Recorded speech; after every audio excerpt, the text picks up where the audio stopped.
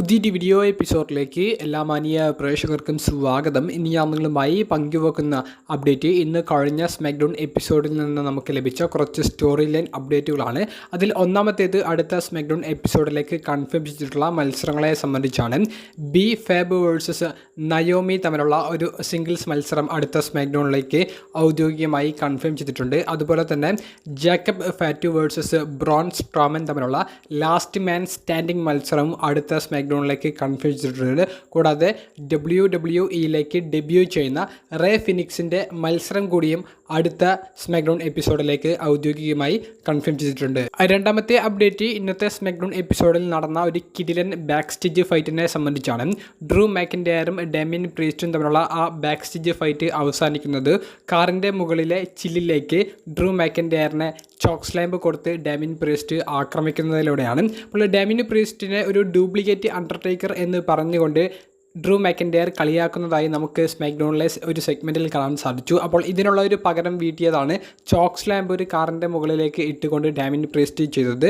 റസൽമേനിയയിലേക്കുള്ള ഇവരുടെ ഒരു ഫ്യൂഡ് ഇപ്പോൾ കൃത്യമായിട്ടുള്ള ഒരു ട്രാക്കിലേക്ക് കയറിയതായിട്ടും എനിക്ക് ഫീൽ ചെയ്തിട്ടുണ്ട്. നിങ്ങൾക്ക് എങ്ങനെ തോന്നുന്നു എന്നുള്ളത് കമൻറ്റ് ബോക്സിൽ രേഖപ്പെടുത്തുക. മൂന്നാമത്തെ അപ്ഡേറ്റ് അൺഡിസ്പ്യൂട്ടഡ് WWE ചാമ്പ്യനായ കോഡി റോഡ്സിൻ്റെ ഭാവിയിലെ എതിരാളികളായിട്ട് വരാൻ സാധ്യതയുള്ള റെസ്ലേഴ്സിനെ നമുക്ക് ഇന്നത്തെ സ്മാക്ഡൗൺ എപ്പിസോഡിലൂടെ വളരെ കൃത്യമായിട്ട് മനസ്സിലാക്കാൻ സാധിച്ചിട്ടുണ്ട്. സ്മാക്ഡൗൺ എപ്പിസോഡ് ആരംഭിക്കുന്നത് കോഡി റോഡ്സിൻ്റെ സെഗ്മെൻറ്റോട് കൂടിയിട്ടാണ്.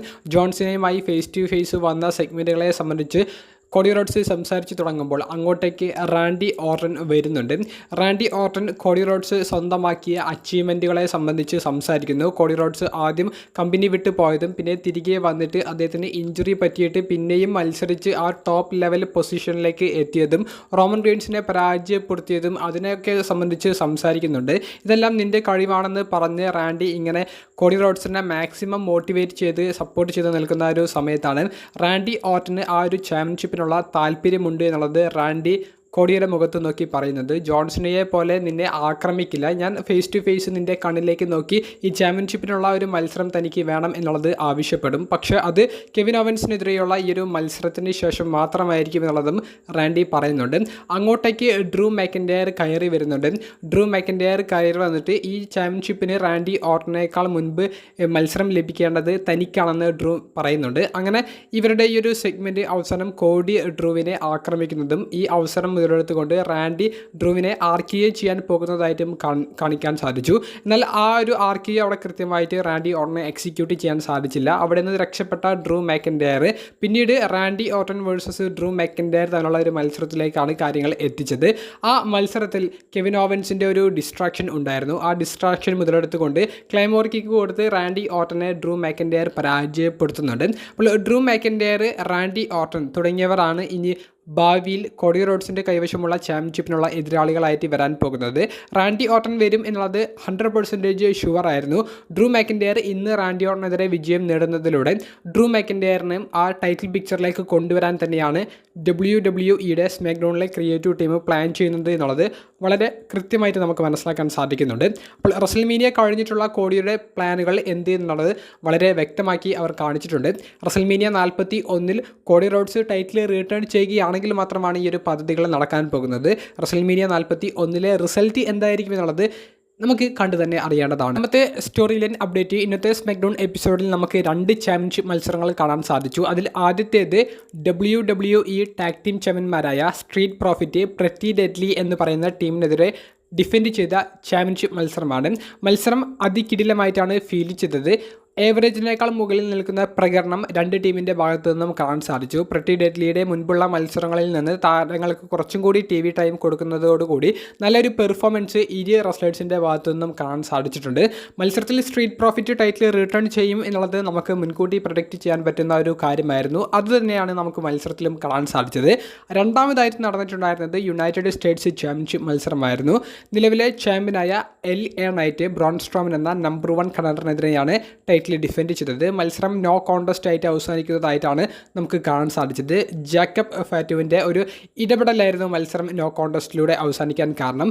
ബ്രോൺ സ്ട്രോമനെയും LA നൈറ്റിനെയും ആ ഒരു ആക്രമണത്തിൻ്റെ അവസാനം നല്ല രീതിയിൽ ബ്രൂട്ടലായിട്ട് വലിയ രീതിയിലുള്ള പരിക്കുകൾ ഏൽപ്പിച്ചിട്ടാണ് ജേക്കബ് ഫാറ്റു റിങ് വിട്ട് പോകുന്നത്. അപ്പോൾ ജേക്കബ് ഫാറ്റു എന്ന് പറയുന്ന റെസ്ലറുടെ ക്യാരക്ടർ അല്ലെങ്കിൽ അദ്ദേഹത്തിൻ്റെ ആ ഒരു ആഗ്രഹം എന്താണെന്നുള്ളത് അവർ വളരെ കൃത്യമായിട്ട് ഈ സ്മാക്ക് ഡൗണിലൂടെ കാണിച്ചിട്ടുണ്ട്. അതുപോലെ തന്നെ Jacob Fatu versus solo Sikoa തമ്മിലുള്ള ഫ്യൂഡ് അത് കൃത്യമായിട്ടുള്ളൊരു ട്രാക്കിലേക്ക് ഇപ്പോൾ കടന്നിരിക്കുന്നു.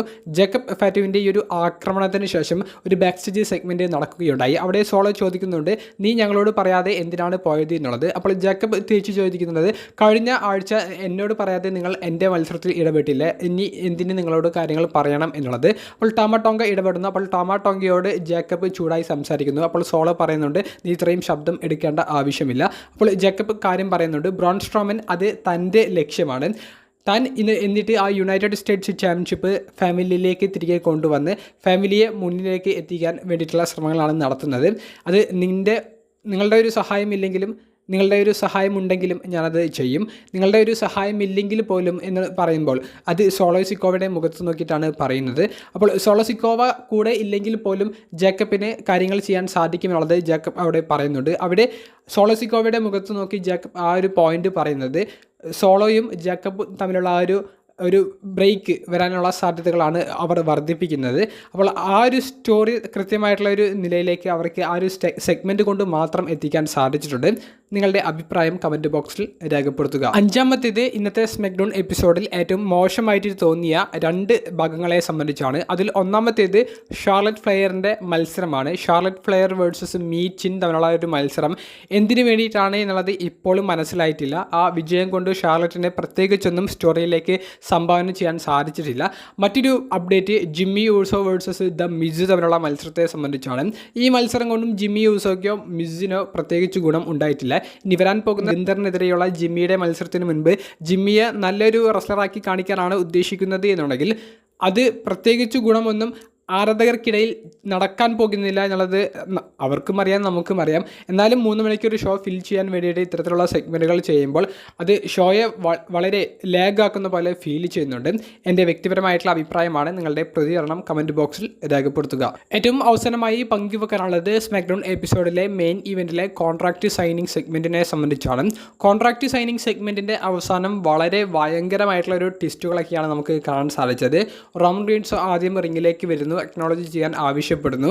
പിന്നീട് സെത്ത് റോളിൻസ് വരുന്നു. സെത്ത് റോളിൻസ് പറയുന്നുണ്ട്, റോമൻ നീ വലിയൊരു ആളായിട്ട് മാറിയതായിട്ട് നിനക്ക് ഫീൽ ചെയ്യുന്നുണ്ടാകും, എന്തായാലും എൻ്റെ ലക്ഷ്യം CM Punk ആണ്, നീ എന്നിട്ട് അതിലേക്ക് വന്ന് കയറിയതാണ് എന്നുള്ളത് സെത്ത് റോമനോട് പറയുന്നുണ്ട്.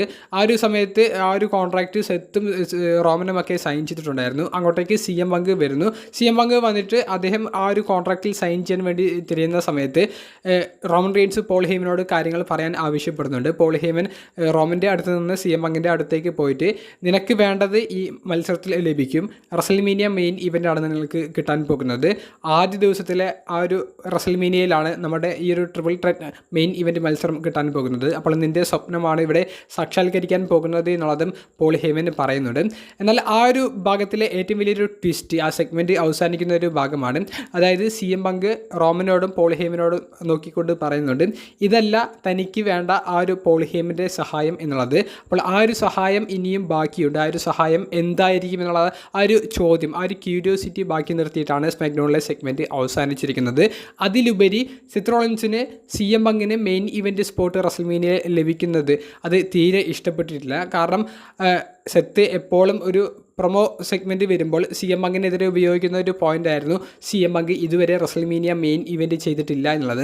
റസൽമീനിയ 41 ആദ്യ ദിവസം ഈ ഒരു ട്രിപ്പിൾ ത്രെറ്റ് മത്സരത്തിലൂടെ CM Punk മെയിൻ ഇവൻറ്റ് ചെയ്യുകയാണെങ്കിൽ സെത്തിനെ സംബന്ധിച്ച് അത് അദ്ദേഹത്തിന് ലഭിക്കാവുന്ന ഏറ്റവും വലിയൊരു അടിയായിരിക്കും. അപ്പോൾ സെത്തിൻ്റെ ഒരു ഹീലായിട്ടുള്ള ആ ഒരു ക്യാരക്ടർ ഇനി അങ്ങോട്ട് ഉടനീളം നമുക്ക് കാണാൻ സാധിക്കും. CM Punkനെ ഈ ഒരു മെയിൻ ഇവൻറ്റിൽ നിന്ന് മാറ്റി നിർത്താൻ വേണ്ടിയിട്ടുള്ള CM Punkനെ ബ്രൂട്ടലായി ആക്രമിക്കുന്ന രീതിയിലുള്ള ഒരു ഭാഗങ്ങളൊക്കെ ഇനി വരുന്ന റോയലിനും സ്മാക്ക് ഡൗണിലുമൊക്കെ നമുക്ക് പ്രതീക്ഷിക്കാം. എന്തായാലും ഈ ഒരു കഥയുടെ പോക്ക് റസൽമീനിയ 41 CM Punkനെ പക്ക ഒരു നായകൻ ടൈപ്പിലേക്ക് കൊണ്ടുപോകാൻ വേണ്ടിയിട്ടാണ്. റോമൻ റീൻസ് ആണെങ്കിൽ ഈ നായകനും വില്ലനും ഇടയിലുള്ള ഒരു ക്യാരക്ടർ, സെത്താണെങ്കിൽ പൂർണ്ണമായിട്ടും വില്ലനായിട്ട് നിൽക്കുന്ന ഒരു ക്യാരക്ടർ, അങ്ങോട്ടേക്കാണ് ഈ ഒരു സ്റ്റോറി പോകുന്നത്.